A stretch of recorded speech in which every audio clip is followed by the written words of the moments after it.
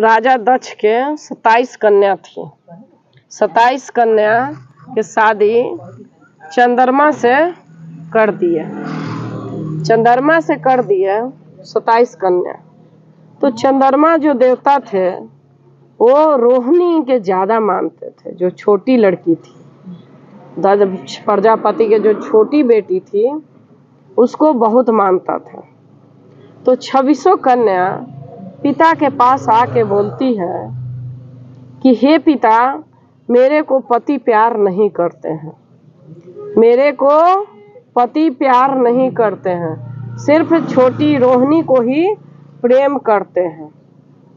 आके अब कोई बाप सुनेगा, पिता सुनेगा कि मेरी और बच्चे को प्रेम नहीं किया जा रहा, एक ही बेटी को करते हैं, तो गए चंद्रमा को जाके, देवता के चंद्रमा देवता को जाके समझाएं कि तुमको 27 कन्या से विवाह हुआ तो 27 तुम्हारी पत्नी है और तुम 27 पत्नी को समान रूप दो, समान भाव दो। 27 तुम्हारी पत्नी, एक विशेष नहीं है।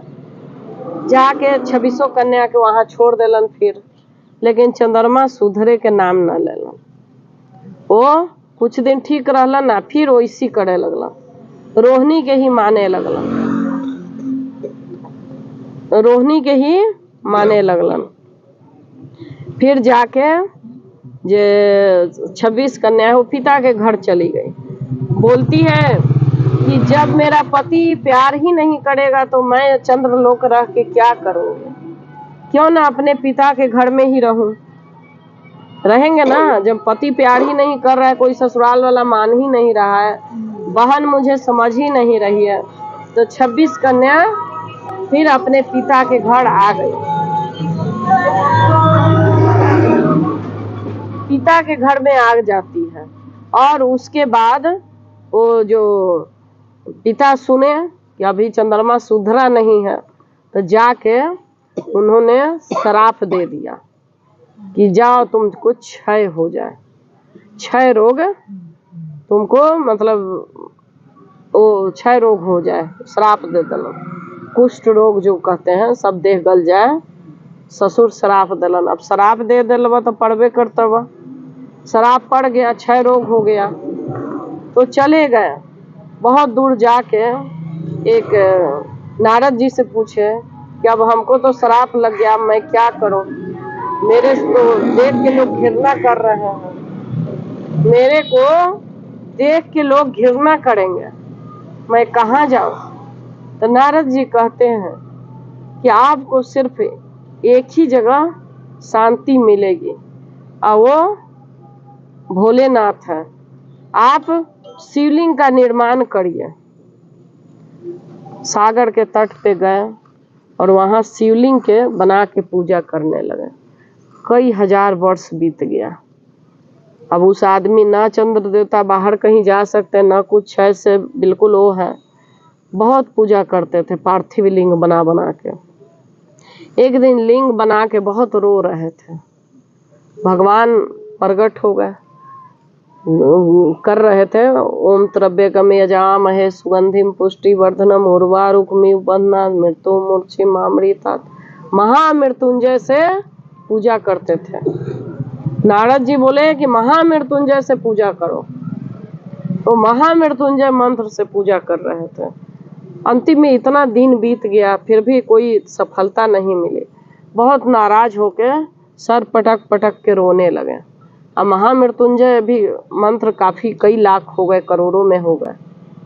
फिर भगवान प्रकट हो गए, भगवान प्रकट हो गए, बोले कि चंद्र क्या चाहते हो, तुम तो घोर पापी हो। जो तुम्हारे साथ 27 कन्या की शादी हुई, लेकिन तुमने एक से ही प्रीति किया, तुमने एक पत्नी को ही प्यार किया, 26 से नहीं किया। वो कहाँ जाएगी, वो सब पतिव्रता नारी है। तो बोले कि गलती हो गई, क्षमा कर दीजिए। बोले कि क्षमा के योग्य नहीं हो। अब तुम्हारा शरीर ऐसा होगा कि तुम्हारा बढ़ते रहेगा शरीर। जैसे अमावस आएगा ना, तो अमावस से बढ़ेगा, तो पूर्णिमा के दिन तुम सिर्फ चंद्र के रूप में रहोगे। और अमावस के दिन से, जो अमावस के पहले रहता है ना, क्या उसको बोलते हैं, वो अमावस से तक घटते रहेगा।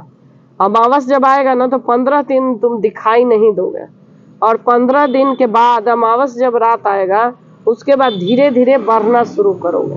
और 12 महीना में, 1 महीना में तुम्हें 1 दिन पूर्ण शरीर मिलेगा, पूर्णिमा के दिन।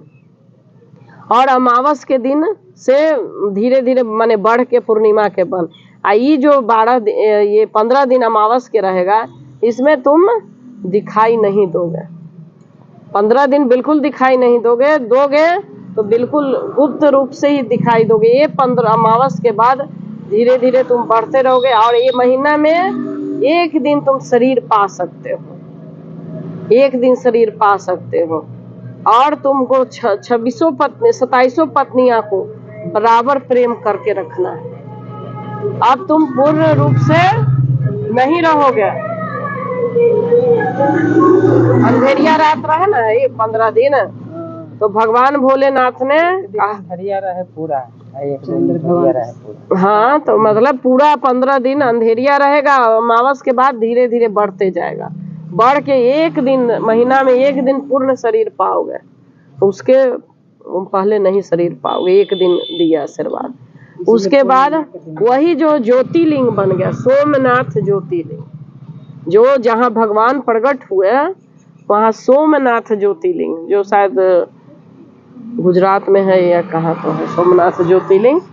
वो सोमनाथ ज्योतिर्लिंग हुआ, फर्स्ट ज्योतिर्लिंग है सोमनाथ ज्योतिर्लिंग, जहाँ चंद्र देवता ने भगवान भोलेनाथ के तपस्या किया है वहीं पर। और उन्होंने वर दिया और कहे कि यहाँ पर जो भी सच्चे मन से आएगा उसकी सारी मनोकामना पूर्ण होगी, उसकी सारी मनोकामना पूर्ण होगी। और हमेशा, और खास करके जिसको क्षय रोग होगा वो यहाँ आके ठीक होगा। उसको आके जो यहाँ जल चढ़ाएगा, पूजा करेगा, वो सब ठीक होगा। ये भगवान की दया है कि भगवान जहाँ तहाँ आके इस कलयुग में भी ऐसा जगह बना रखे हैं। वे यहाँ पर ही देखिए, अब रोड बन गया, गाड़ी आ रही है जा रही है, बाबा बैठे हुए हैं। और लोग बाबा से इतना प्रेम करता है, इतना प्रेम करता है बाबा से। सब लोग आ रहे हैं जा रहे हैं क्योंकि सब बाबा से प्रेम करते हैं, और बाबा सबकी मनोकामना सुनते हैं। यहाँ पर जो लोग कुछ मांगता है सबकी मनोकामना पूर्ण होती है।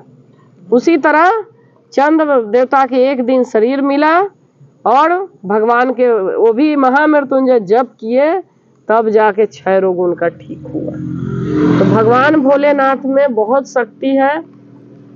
जो सच्चे मन से इनकी आराधना करता है सब रोग का निवारण यही करते हैं। किसके अंदर शक्ति है? बाबा के अंदर शक्ति है। रोग का निवारण कौन करता है? बाबा करते हैं, हम लोग नहीं करते। ये हमारे विश्वास है, हमारे अंदर बाबा की शक्ति है जो हम सबको ठीक करते हैं ना। ठीक है, सब ठीक कर रहे हैं ना। आज मेरी ही तबीयत बहुत खराब थी, तो 2:30 बजे बोले कि बाबा बुलाइएगा, बिल्कुल हालत गिरा हुआ था। तो ऐसे लगा कि चलो धीरे धीरे उठ के, बहुत धीरे धीरे आए हैं, आधा घंटा से ज़्यादा लगा आने में। तो ऐसे भगवान शक्ति देता है। हर हर महादेव।